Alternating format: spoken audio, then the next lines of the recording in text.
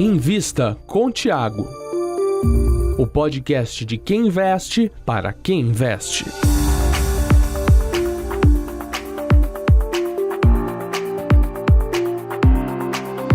Bom dia, boa tarde, boa noite a você, ouvinte do Invista com Tiago, o podcast de investimentos mais sensacional do mundo, segundo eu e a minha mãe, não é mesmo? Tiago Reis, fundador da Sun Research. Sua mãe tem muito bom gosto, você também, Lucas. É sempre um prazer enorme estar aqui com vocês para falar de investimentos. A gente traz sempre convidados especiais.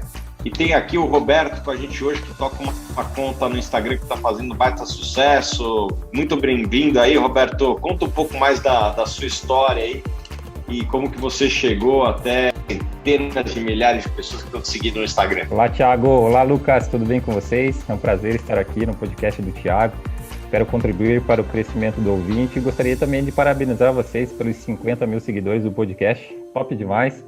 Acompanho direto também na minha corrida matinal ali, coloco o Thiagão ali escutando sempre.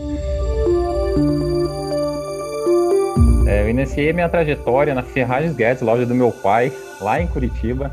Morei minha vida parcialmente em Curitiba, hoje moro em Florianópolis. Até quero conhecer o Felipão aqui.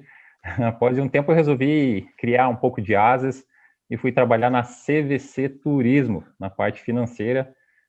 Passei pela J. Malucelli Seguradora, Seguro Garantia. E, por último, trabalhei na Copel, Companhia de Energia Elétrica do Paraná, como gestor de perdas financeiras, auditor interno, era gestor da qualidade também, cuidava de anomalias, reclamações, padronização de procedimentos, passei pela Brigada de Emergência, participava da CIPA, prevenção de acidentes, enfim, tudo que surgia na minha frente eu participava para aprender cada vez mais. E agora, na parte acadêmica, eu sou formado em administração, pós-graduado em finanças pela FI Business School, e agora almejo, em breve, tirar CNPI, Certificado Nacional do Profissional de Investimento. Roberto, você trabalhou em várias empresas listadas aí, né? Você trabalhou na CVC, na J. Malucelli, trabalhou na Copel também. Alguma dessas você compraria ações? A J. Malucelli já foi listada, né? O Banco Paraná já foi listado. O Paraná Banco já foi listado, não mais. Alguma dessas empresas aí você compraria ações? Hoje não tenho nenhuma ações. CVC Turismo, na minha opinião, não dá para entrar, né? Pelo que aconteceu recentemente pela crise do coronavírus, né? Teve um impacto muito grande. Já tive bons olhos com a CVC Turismo no momento que eu trabalhava lá, conhecia bem a empresa, mas não entrei no papel, tá? Por motivos pessoais mesmo. E Copel, acredito ser uma ótima empresa, mas os pares, na minha visão, são melhores na atualidade. Beleza. Roberto, seu perfil no Instagram chama Viver de Rendimentos. O que é viver de rendimentos e quais ativos você se interessa? Na realidade, o Viver de Rendimentos surgiu com o propósito de fazer com que as pessoas vivam através da renda passiva, né? Renda passiva no mundo dos investimentos vem através dos proventos, dos dividendos. Então, só que essa estratégia, né, de mindset, que eu falo bastante também no meu perfil, anda lado a lado com a questão dos investimentos. A gente sabe que o resultado sempre importa, né? Se você não gerar resultado positivo para a empresa, ela vai demitir você. Então, nós somos movidos a resultado. Então, o Viver de Rendimentos, ela quer trazer resultado para as pessoas, mas entendendo que há um processo por trás desse resultado. A gente sabe que não existe promessas de ganhos fáceis na Bolsa de Valores. Gostaria de salientar o ótimo trabalho feito pelo Thiagão aí, com relação até essas promessas de ganhos fáceis, as pirâmides, né, que vale sempre destacar, e tentar quebrar o ar de ganância, né, dos seguidores, não só dos seguidores, mas da nossa cultura, né, que a gente ainda enxerga isso. E hoje caiu mais uma pirâmide aqui no dia que a gente está gravando, né? Quarta-feira, que dia, Lucas? Hoje é dia 24, exatamente. Saiu aí na Globo que teve mais uma pirâmide caindo lá em Brasília, Harrison Investimentos, que eu já tinha avisado aqui, né? Caiu aí, não está pagando os seus, entre aspas, investidores, e isso é a coisa mais normal do mundo, né, pessoal? Quando promete muita renda, a gente gosta de ativo gerador de renda, né, Roberto? Mas quando prometem muito, tem que ficar de olho, certo? A gente gosta de viver de renda, mas uma renda que existe um ativo gerador. Na outra ponta, se você não sabe explicar como o dinheiro é gerado, tome muito cuidado, cara, tome muito cuidado. Bom, Roberto, conta um pouco aí quais são hoje os principais ativos que você tem na carteira, o que você mais se interessa aí? Os ativos, né, que eu considero mais importantes na minha carteira, na minha visão, né, são os fundos de investimento imobiliário, tendo em vista a recorrência do pagamento dos dividendos, né? Por exemplo, mais ou menos eu sei o quanto que eu vou receber no próximo mês. Claro que, né, a gente tem sempre aquela premissa de que rentabilidade passada não é garantia de rentabilidade futura, mas eu sei mais ou menos o quanto vai cair, né? Eu tive uma experiência muito grande agora com relação ao coronavírus, porque parcialmente da minha carteira de fundo de investimento imobiliário está alocado mais em shoppings, né? E aí, consequentemente, com o coronavírus, né, shoppings fechados, a gente ainda não sabe o que vai acontecer, vacina, enfim, essa retomada está sendo gradativa, mas tive um impacto grande aí com relação à recorrência. Mas também a gente tem que destacar as empresas listadas na Bolsa de Valores, né? Especialmente companhias de energia elétrica, bancos, né? Conforme falei, eu não sou investidor de Copel, mas tem várias oportunidades de companhias de energia elétrica aqui na nossa Bolsa. E é fácil reconhecer essas empresas, né? E eu preferi ir atrás da concorrente da Copel neste momento. Então, existe empresas como Engie, Taesa, eu sei que na porta de casa já tem uma placa da Engie, que me move bastante ainda para investir nesse tipo de empresa. Você já adiantou um pouco a pergunta que eu quero fazer, mas assim, o que você prefere? Você prefere investir na líder do mercado, que já está consolidada, ou em menores papéis com capacidade de valorização? A minha premissa na Bolsa de Valores está voltado mais à segurança, né? A gente sabe que a renda variável, ela traz um certo grau de risco, né? Por isso que a gente tem que entender sempre da diversificação, extremamente importante a gente entender dessa técnica, né? Mas a minha premissa principal é a questão da segurança. A gente tem serviços essenciais, como os serviços perenes, que geram recorrência, né? Que sobrevivem aos mesmos períodos difíceis, né? Como o coronavírus. Normalmente são empresas de baixo endividamento, com bom caixa, lucros recorrentes, e a minha principal ideia é investir em ativos geradores de renda passiva justamente para viver disso, né?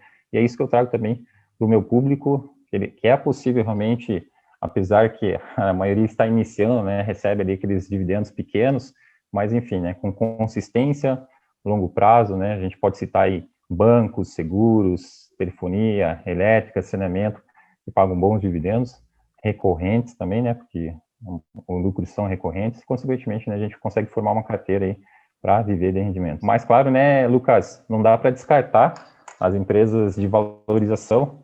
A gente pode destacar aí WEG como uma ótima empresa, apesar dos múltiplos estarem um pouco acima da média, a gente destaca como uma grande empresa, com um nível de governança muito bom, né, geração de valor, principalmente aos stakeholders, e tem presença forte no exterior e gerando uma receita em dólar.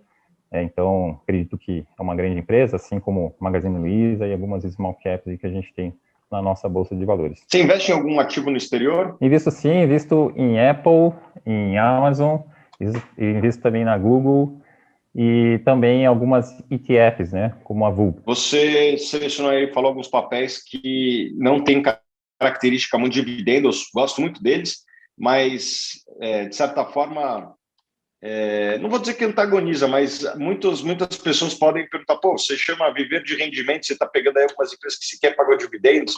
Eu imagino qual a sua resposta, mas eu gostaria que você explicasse para as pessoas por que você não considera isso uma contradição. A importância sempre a gente diversificar a carteira, né, para diminuir a volatilidade da carteira. Acredito no potencial de valorização das empresas, justamente pela geração de valor, né, das empresas. A gente, claro, que tem uma premissa, buscar empresas, claro, geradores de caixa, de receita, que pagam bons dividendos, mas não dá para descartar empresas de valorização, pelo motivo qual a gente enxerga, né, o mercado como um potencial de crescimento no longo prazo. Essas empresas que realmente geram valor para a sociedade de forma geral, geram valor para os acionistas, e realmente, na minha visão, não tem como descartar esse tipo de empresa numa carteira. Vou só adicionar um pouco o meu ponto de vista, né? Eu invisto em algumas das empresas que, inclusive, não pagam dividendos, né? O Facebook é uma das principais posições que eu tenho. Alguém pode falar, pô, Thiago, você é fã de dividendos, renda passiva, por que você investe numa empresa que não paga dividendos? Eu sou jovem, assim como o Roberto, né? Eu tenho 35 anos, não pretendo me aposentar. Na verdade, já fiquei 2 anos da minha vida aposentado, não é tão legal assim. O que eu vejo, né? Como eu não vou precisar dessa renda no curto prazo, eu imagino que o dia que eu for precisar me aposentar, ou querer me aposentar novamente, que vai ser daqui, sei lá, 5, 10, 15 anos, ou mais, na verdade, acho que para mim vai ser muito mais. Mas vamos supor que seja daqui 5, 10 anos. Provavelmente, essas empresas já vão estar pagando um dividendo muito grande. Eu sempre dou o exemplo da Apple, né? A Apple ficou de 97 a 2011 sem pagar dividendos, e quando pagou dividendo, pagou um dividendo sobre o custo lá de 2000 de 97, quando o Steve Jobs voltou para a empresa, de mais de 100%, né? Ou seja, quem comprou uma ação da Apple por $100, sei lá qual era o preço, mas vamos supor que fosse $100. Em 2012, quando ela iniciou seu dividendo, recebeu mais de $100 em dividendo, né? É mais ou menos isso que eu vejo. Algumas empresas, elas são empresas de crescimento. Óbvio que eu acho que o crescimento da Apple foi estrondoso. Provavelmente o Facebook não vai repetir esse crescimento. Eu não estou esperando, não acho que é possível, né? Já cresceu bastante, então crescer daqui para frente vai ser cada vez mais difícil. Mas na hora que ele decidir pagar dividendos, provavelmente vai ser um dividendo muito interessante em relação ao preço de hoje. E eu acho que isso deve acontecer em algum momento, né? A empresa tem lá seus 50, 60 bilhões de dólares. Provavelmente grandes aquisições vão ser cada vez mais desafiadoras, primeiro porque os alvos não são tão óbvios, não existe tantas redes sociais assim dando sopa, né? E por outro lado também eu acho que o regulador deve ser cada vez mais cri-cri, ficar mais em cima ali para fusões e aquisições. Então a tendência da geração de caixa é em algum momento retornar para o acionista na forma de dividendos ou na forma de recompras, que inclusive essas empresas já estão fazendo, inclusive o Facebook. Então, não é porque uma empresa não paga dividendos hoje que, ela não está gerando caixa. No caso do Google e do Facebook, o caixa está indo para o caixa da empresa, na geração de caixa da empresa, tem lucro, ela não paga dividendos, né? Mas ela está lá acumulando. E lá na frente eu acho que deve ter uma política de dividendos que vai ser bem generosa, principalmente para quem comprou lá atrás e confiou nessas empresas. Certo, Lucas? Exatamente. Eu queria saber, na vida do Roberto, numas edições anteriores, já tivemos o Thiago falando dos 3 principais arrependimentos dele, mas eu quero saber do Roberto. Quais foram os 3 principais arrependimentos, não somente na vida financeira, mas na vida em geral, né? Eu acho que a gente tem como característica trazer a vida como um aprendizado, né? A vida é uma escola. Eu, infelizmente, lá no início da minha trajetória financeira, com 20 anos, acabei emprestando meu nome para um terceiro e esse deu uma escumbalhada no meu nome e, consequentemente, né, foi até um pouco triste no momento. Mas, enfim, consegui dar a volta para cima, já faz parte do passado e a gente tem que aprender, né, tirar uma lição com isso. E acho que o principal fator aqui da gente é começar cedo, né? Acho que nos investimentos a gente vê que o foco no longo prazo vence, a gente vê aí a evolução através dos juros compostos, né? E, infelizmente, a gente não começou lá atrás, né? Não tinha essa tecnologia que a gente tem, essa facilidade que a gente tem da informação, não tinha página como Viver de Rendimentos, não tinha página como o Thiago Reis. Então, essa questão de começar cedo, para mim, infelizmente, não deu muito certo, mas, enfim, né? Antes tarde do que nunca. Comecei há 8 anos atrás e acho que dá para construir patrimônio financeiro muito tranquilo desde que a gente se dedique, né? Então, o último arrependimento que eu tive também, que é com relação a indicações de terceiros, né? Quando eu iniciei minha vida, trajetória aqui nos investimentos, eu acabei me lascando um pouquinho com a Saraiva, né? Que foi uma empresa excelente no momento que estava, mas, enfim, adquiri lá atrás e foi uma parcela pequena também de capital, então deu para recuperar aí com o tempo. Roberto, fala das coisas boas aí também, porque senão fica parecendo, para quem não investe, que só tem tragédia aqui, cara. Tem coisa boa também, deve ter história boa aí. Dentro da minha trajetória e no mundo corporativo, né, passei por diversas empresas, mas a minha principal aí foi a saída da Copel, né, Companhia de Energia Elétrica do Paraná, que todo mundo almeja, né, praticamente a maioria das pessoas almejam um cargo público, e eu fui contra a maré, né, fugi realmente da manada e procurei aí exercer as atividades do Viver em Rendimentos. Até no momento eu gostaria de salientar que eu conversei com você numa época de saída, lá em 2019, e conversei com você através do WhatsApp, você me deu umas dicas e até me incentivou, né, de uma forma, e consequentemente, né, hoje estou aqui tentando de alguma forma trazer esse benefício que eu trago aí de conhecimento, né, que eu tenho de conhecimento para os seguidores, né, continuo aí me atualizando constantemente, que o mercado financeiro ele te ensina diariamente, desde que você queira aprender também, né? E, Roberto, quais foram os bons investimentos aí que você fez? Você deve ter comprado uma outra ação aí que deve ter ido bem. Eu, conforme falei, né, eu procuro adquirir empresas que me trazem retorno através dos dividendos, né? Brasil Seguridade tenho na carteira, Itaúsa também tem na carteira, apesar de não estar entregando bons resultados, sempre teve bons resultados. Taesa também, um payout excelente, né? Mas aí eu destaco como principal empresa aí que eu tenho na carteira o Banco Itaú. Tiago, o Manda, Roberto Lucas. acabou de falar sobre indicação de terceiros, no caso da Saraiva. Eu quero saber um pouco qual o tamanho, ter uma noção do tamanho da responsabilidade que é comandar o time de análise da Suno, que analisa e indica os caminhos para o investidor. Cara, é uma responsabilidade muito grande, até porque boa parte dos investidores que nos seguem são marinheiros de primeira viagem, então é muito importante ser muito realista, transparente com os riscos, né? Mesmo o risco de mercado, né? Assim, às vezes, beleza, você tem ações da Taesa lá, que o Roberto citou, que é uma das empresas mais seguras da Bolsa, das menos voláteis, mas mesmo ela, numa crise como o ano passado, chegou a cair seus 20%, 30%, né? Isso numa empresa que a operação praticamente não foi muito afetada pela situação que a gente viveu e ainda vive, né? Então, mesmo as empresas mais seguras, na hora que você lista o papel na bolsa, ela começa a sofrer uma volatilidade, às vezes até por fatores externos, como foi o caso da Taesa aí, que praticamente não foi muito impactada pela crise, pela natureza dos seus negócios. E como a gente analisa empresas para investidor pessoa física, e muitos ainda não estão acostumados, é muito importante que a gente leve isso. No caso da Suno aqui, eu diria que a gente tem os investidores mais exigentes do mercado financeiro, né? Como a gente tem uma abordagem educativa, a parte, vamos dizer assim, não tão boa disso é que a gente educa tanto o cara que o cara cobra muito da gente, né? Eu não tenho dúvida que a gente tem os melhores clientes do mercado, por outro lado, são os que mais exigem de nós. E por conta disso, a gente tem que ser 10 vezes mais criterioso na análise do que qualquer outro gestor e tal.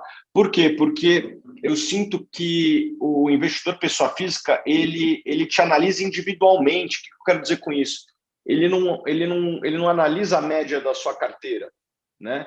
Você indicou lá Unipar e indicou CVC, cara, Unipar, muito investidor ali, ele acha, não, foi uma escolha minha, o Thiago só fez o trabalho dele lá, quer indicar coisa boa. Agora, CVC que caiu, a culpa é do Thiago. Então, a gente, de certa forma, é cobrado pelo pior case, o que faz a gente não poder errar, porque um fundo, ele vai ter cases bons e cases ruins, e ele é analisado pela média, né? O investidor vai lá e fala quanto que foi o retorno do fundo XPTO.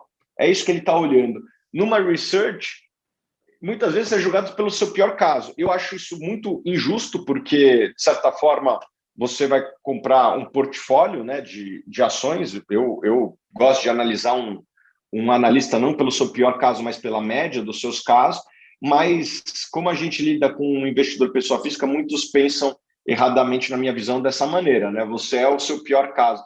Então, a gente tem uma responsabilidade muito grande com a nossa até reputação, porque, de certa forma, a gente é sempre julgado pela nossa pior ideia de investimento, o que eu acho extremamente injusto, irracional, etc. Mas, já que isso ocorre, a gente tem que ser 10 vezes mais criterioso do que qualquer analista de fundo. Perfeito, Thiago. É extremamente importante isso que você falou, né? A tomada de decisão sempre é do investidor. Não existe uma receita de bolo pronta para todo mundo, né? E tem empresas e empresas listadas na Bolsa de Valores, cada uma com um certo grau de risco. Por isso é importante a gente diversificar sempre, né?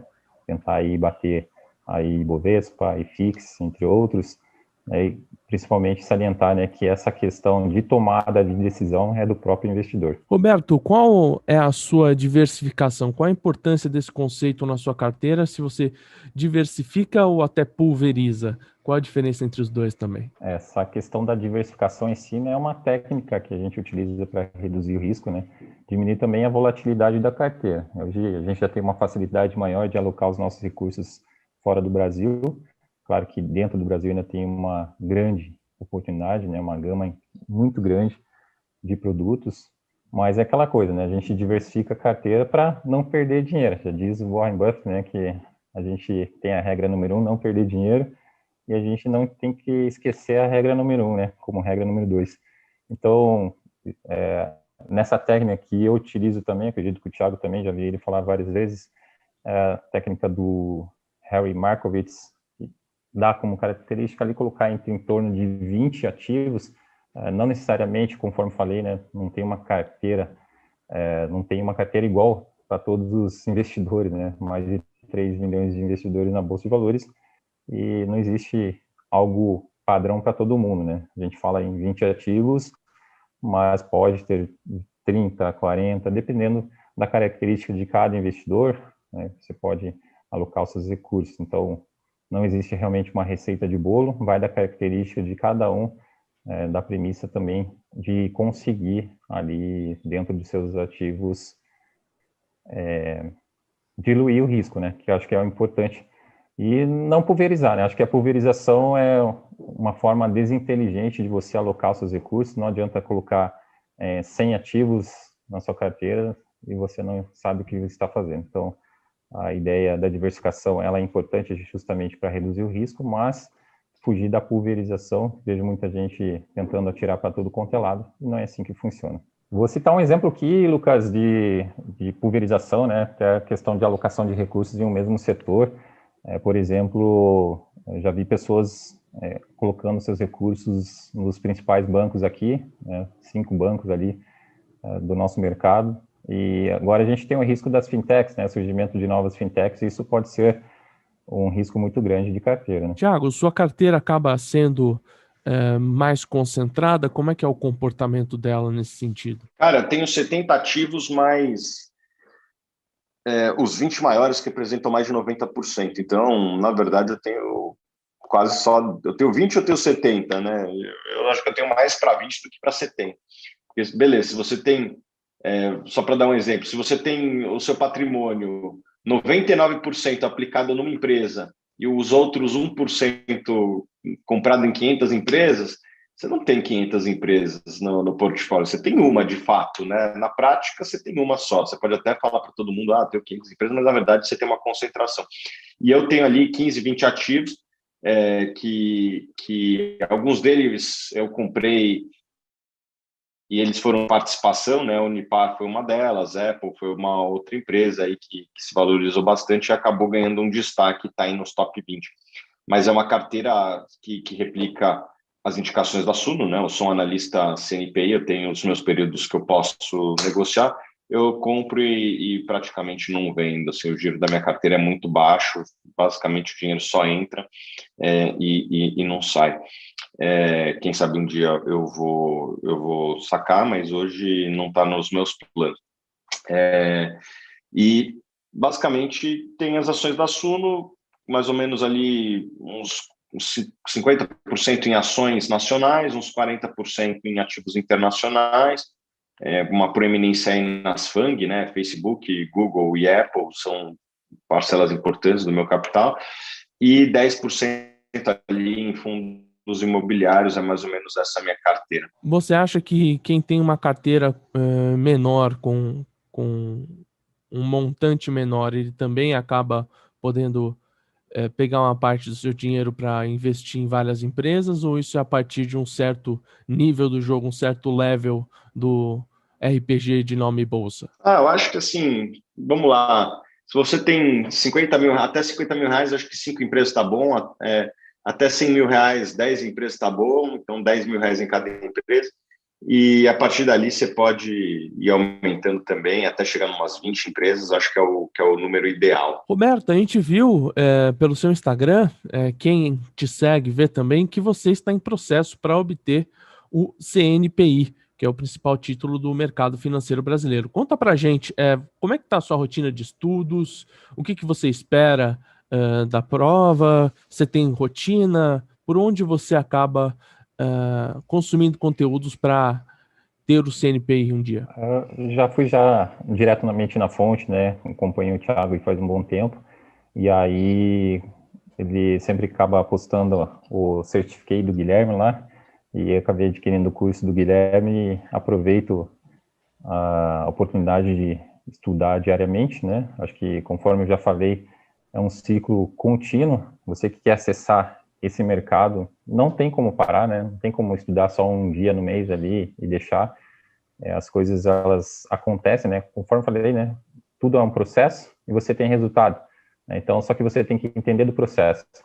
E o mercado financeiro, ele demonstra oportunidade para quem estuda.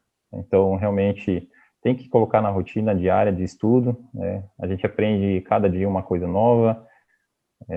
Estou numa evolução contínua dentro também da minha página e, consequentemente, né, a gente traz um valor maior para a sociedade que realmente precisa, né, de uma forma geral, porta-vozes como o Thiago, né, e, consequentemente, a gente vai crescendo aí em conjunto, né, com os nossos seguidores também. Thiago, como foi para você conseguir o CNPI e que diferença faria na sua vida se existisse o Certifiquei na época? Cara, quando eu fui fazer a prova de CNPI, eu não sei como é que está hoje, mas eu aprendi quase tudo na faculdade e eu também sempre fui um apaixonado por finanças, né? Já no começo da faculdade eu li os livros do Damodaran, aquelas bíblias ali, maiores que a Bíblia é maior que a Bíblia, né? E então eu não tive muita dificuldade. Eu até não passei na primeira prova, mas foi porque eu não levei calculadora, eu fui meio burro, eu estava muito autoconfiante, não levei calculadora, e daí fazer fluxo a valor presente sem calculadora é praticamente impossível, mas daí depois eu fui na segunda prova, levei calculadora e passei. Então, para mim, que sempre estudei finanças, né, sempre fui um apaixonado, estudei na faculdade e também por fora, eu acho que eu não precisei, né, para tirar o CNP. Eu confesso que hoje não sei como é que está a prova, eu tirei, acho que era 2010, 2011 no máximo, não foge muito dessa época aí. E para mim não foi de grande dificuldade, porque, de certa forma, era o que eu respirava desde os meus 16, 17 anos. Mas para quem não teve essa rotina desde os 16, 17 anos, eu acho muito importante você ter aí um curso preparatório para qualquer coisa na vida. E o Certifiquei, que é uma escola que aqui nós apoiamos, para mim uma das âncoras aí para você poder passar, né? Acho que o Roberto, que é aluno, pode até falar um pouco mais do aprendizado, né? E eu sei que tem muito aluno do Certifiquei e também de outras escolas que depois vai no Google e acaba caindo nos nossos artigos aqui na Suno, que a gente tem artigo para tudo também. Roberto, conta um pouco mais aí da sua experiência no Certifiquei e para o estudo aí do CNPI. Eu optei por fazer a primeira prova, né, que é o conteúdo brasileiro, em primeiro momento. Então, tem 2 apostilas gigantes que o Guilherme disponibiliza para nós. É importante a gente acompanhar as aulas que estão gravadas, né? Um conteúdo bem extenso mesmo, várias aulas. O Guilherme, ele tem como característica passar aí para a gente de uma forma simples, mas bem objetiva. A gente aprende realmente com ele.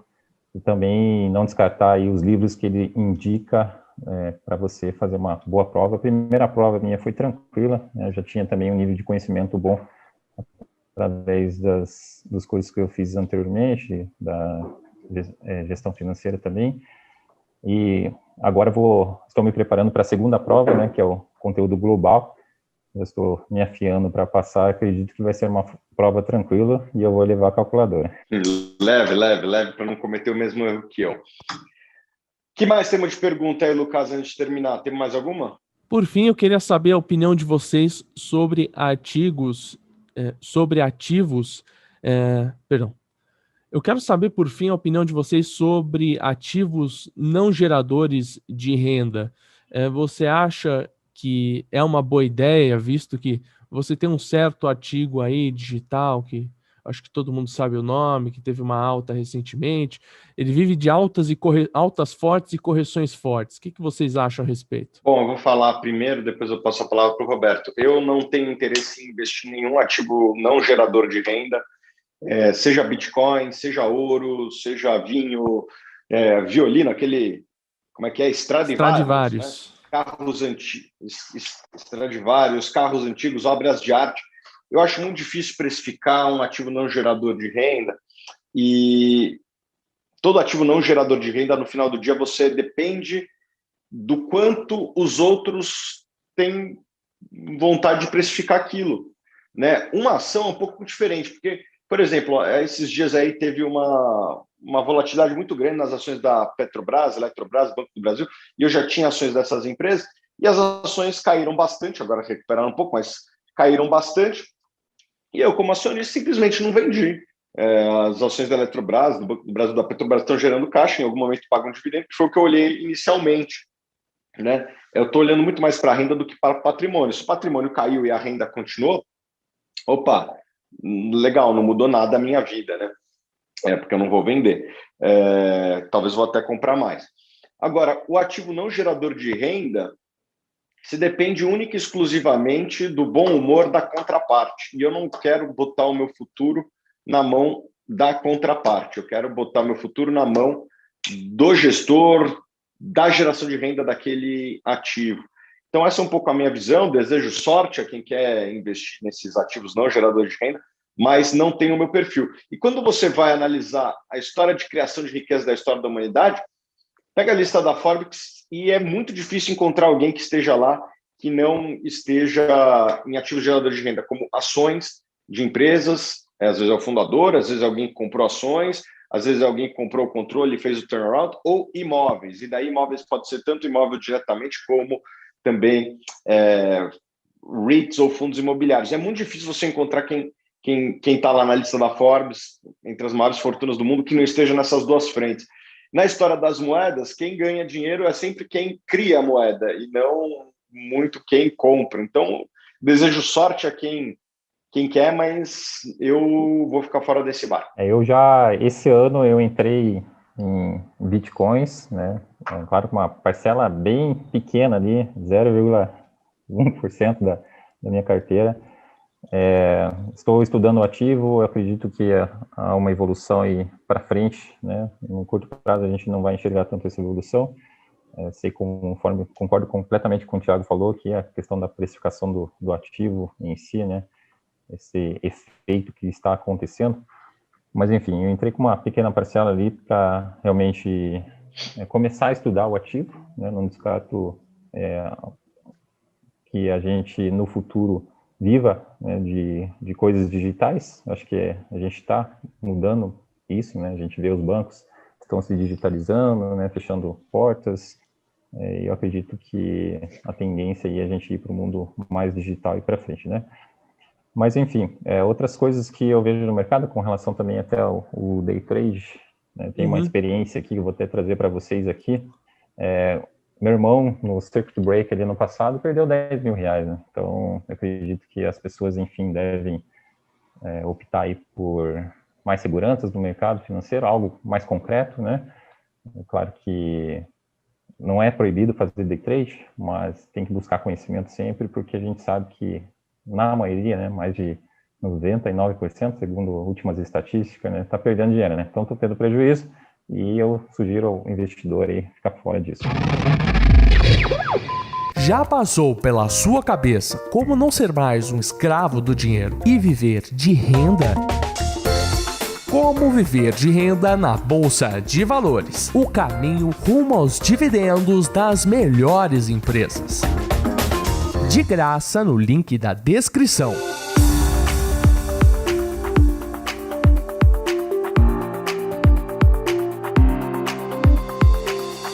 Estamos terminando mais uma edição de quarta-feira do Invista com o Thiago. Eu espero você na semana que vem, mas com a palavra, Thiago Reis. É sempre um prazer enorme trazer convidados.